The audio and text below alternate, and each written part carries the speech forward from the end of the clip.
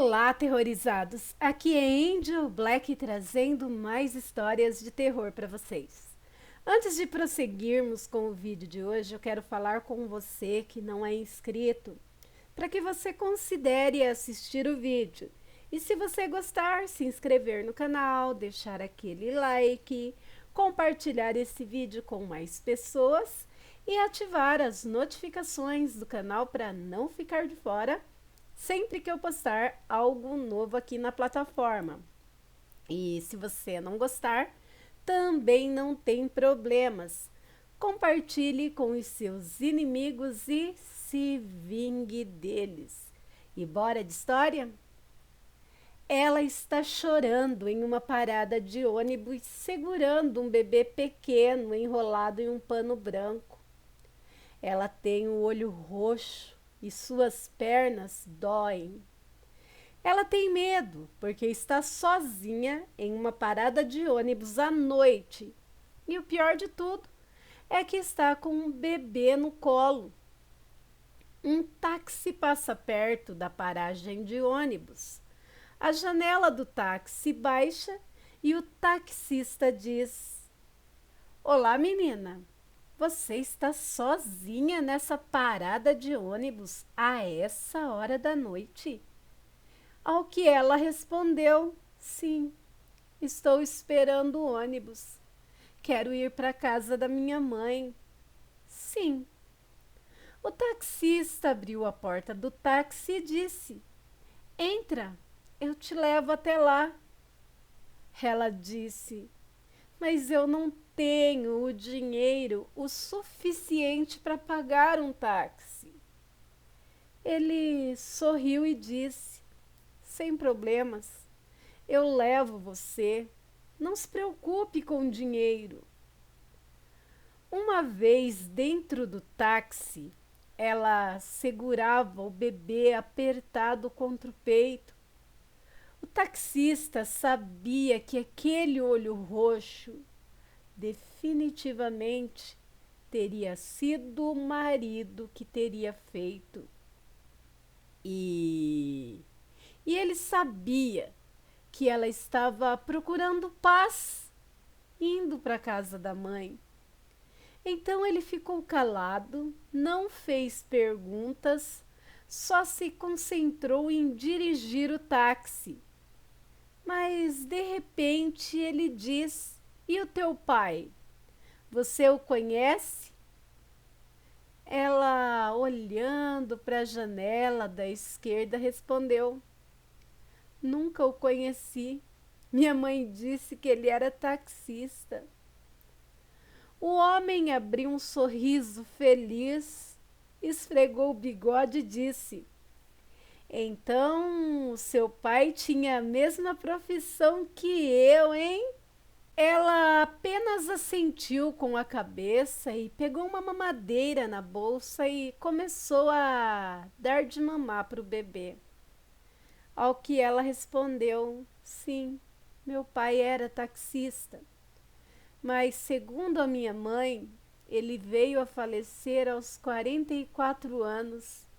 Eu tinha apenas 1 ano de idade quando isso aconteceu." O taxista começou a chorar. As lágrimas escorriam pelo rosto dele. O táxi parou na porta da casa da mãe da mulher. Ela desceu do táxi com o bebê nos braços. Foi então que ela percebeu algo muito estranho. Olhou para o homem e disse: "Senhor, se eu não lhe disse... Como você sabia onde minha mãe morava?" Ele se virou. O taxista fechou a porta, mas antes lhe disse, em resposta: "Boa sorte, Amanda. Adorei ver o meu neto." Ele arrancou com o táxi e foi pela rua escura e fria.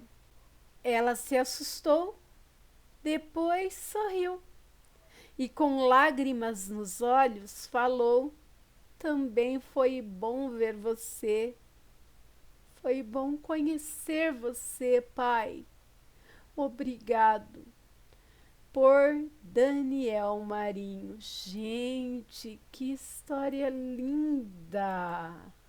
Por aqui podemos ver que o amor, ele não tem fronteiras. O amor de um pai, não genitor, o amor de uma mãe atravessa a fronteira da morte. E aí, o que acharam?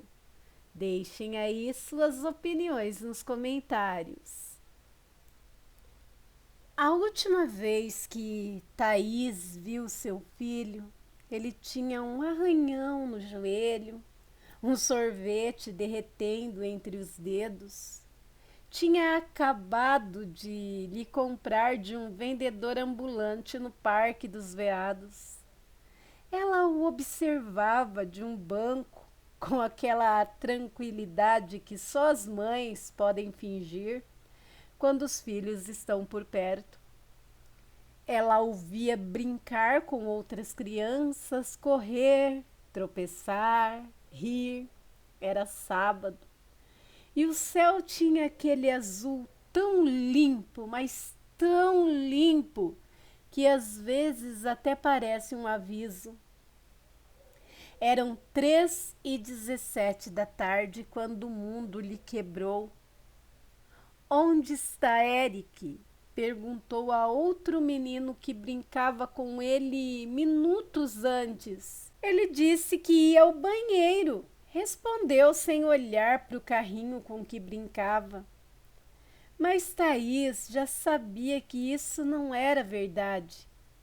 Eric sempre a procurava antes de ir embora. Ele tinha esse hábito de esticar o braço para garantir que a mãe o seguiria. Ela correu para a área dos banheiros, procurou-o nas árvores, nos jogos, atrás das barracas de comida. Nada, nada. As pessoas começaram a notar o seu desespero. Certamente está por aí, mãezinha. As crianças se escondem, disseram-lhe. Talvez tenha ido com algum amiguinho, acrescentou outra senhora, como se isso fosse um consolo. Mas Thaís sabia, Thaís sentia. Eric não tinha ido embora. Eles tinham pegado seu filho. As horas se tornaram pesadelos. A polícia chegou, mas não agiu de imediato. Temos que esperar 72 horas para considerar o desaparecimento, disseram eles. Ela gritou, ela chorou, ela implorou, mas as autoridades tinham papéis e regras. E o coração de Thaís já não seguia mais nenhuma lógica.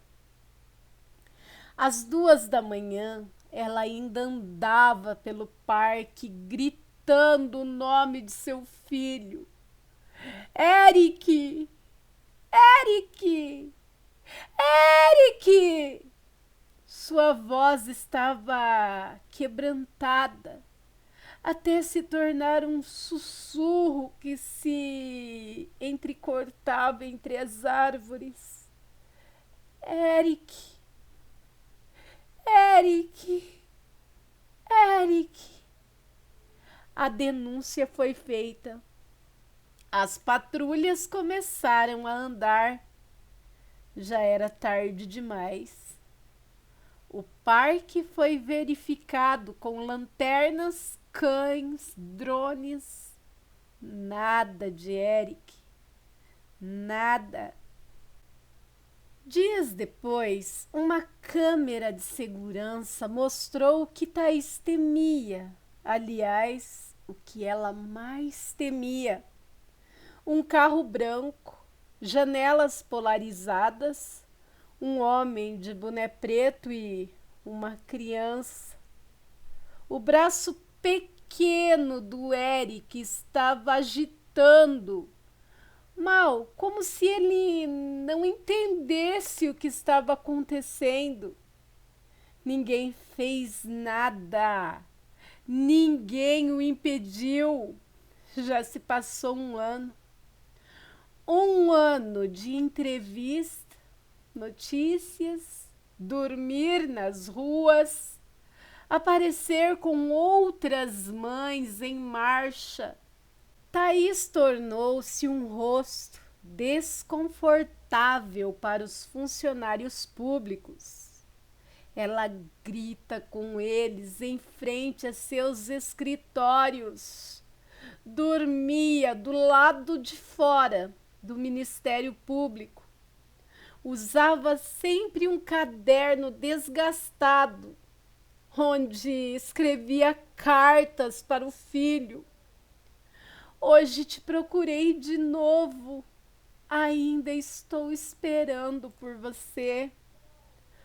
Um dia comum, sem anúncio, nem esperança.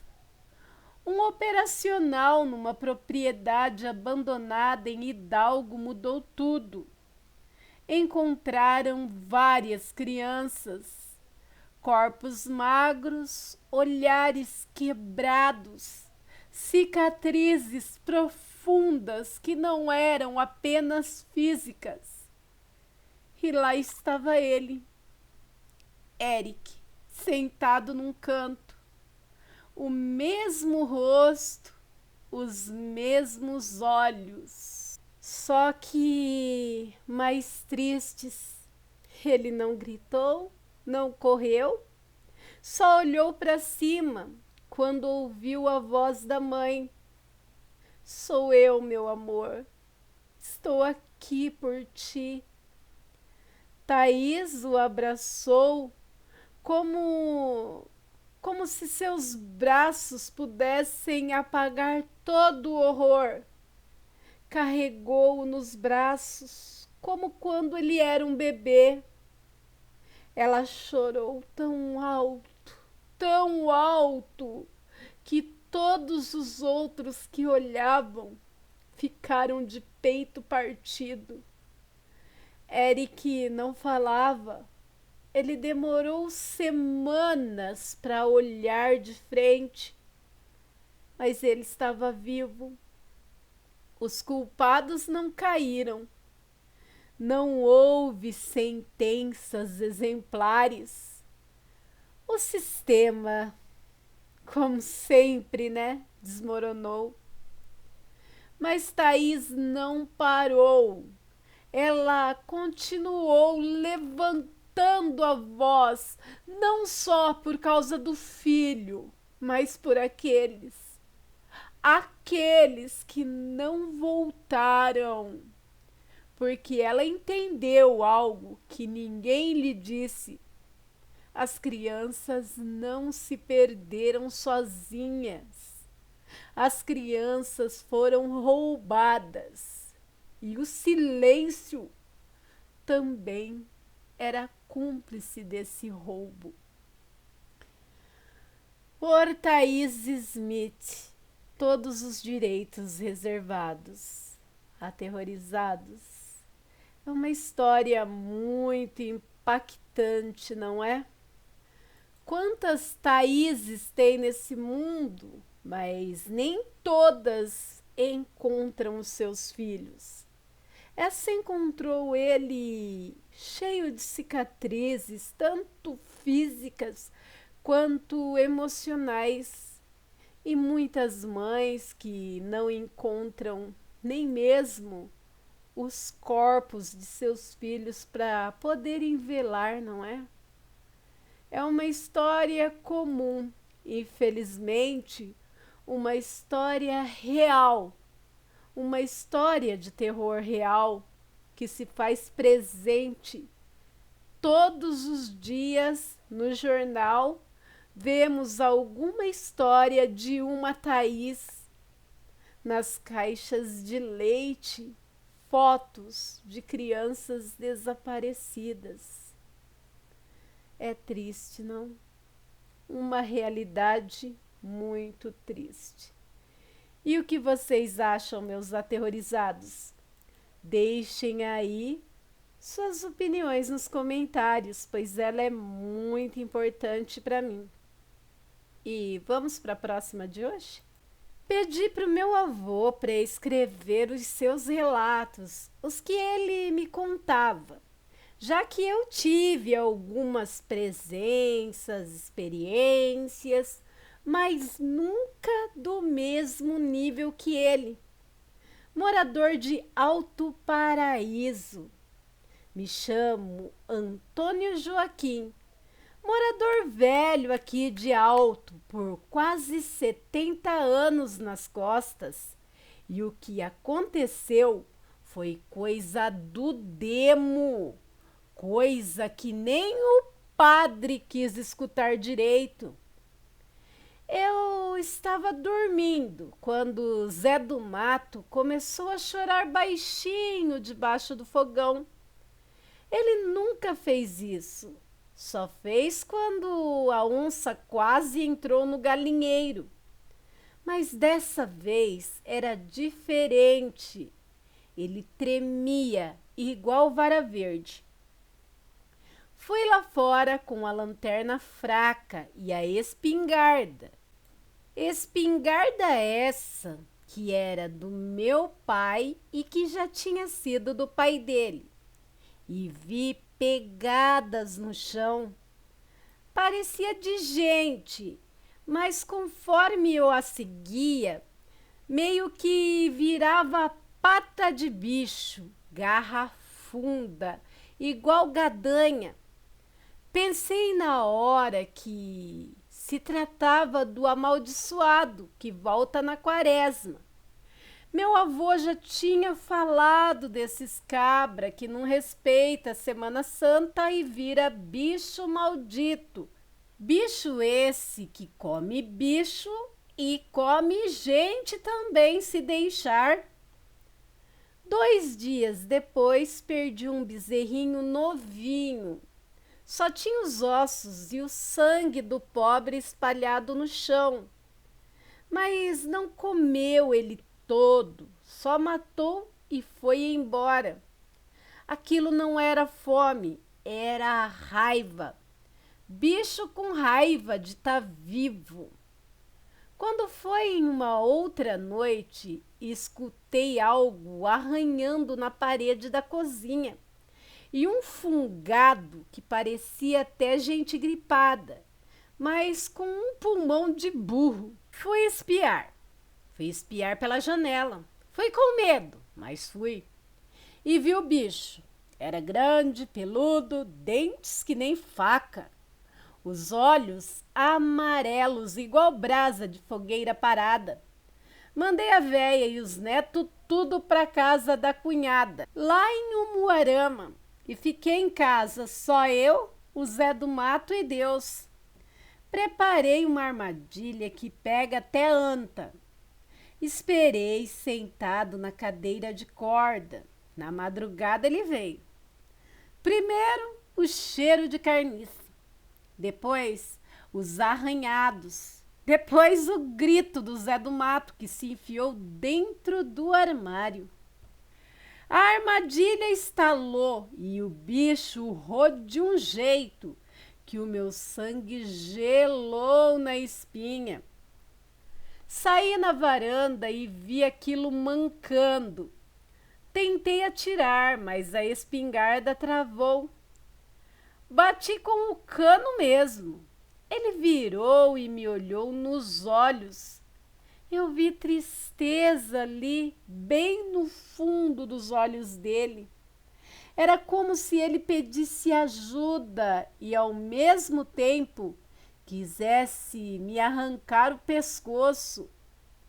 Ele correu e se enfiou no mato, e na corrida foi ficando menor, a coluna se endireitando, os pelos caindo, os pelos caindo.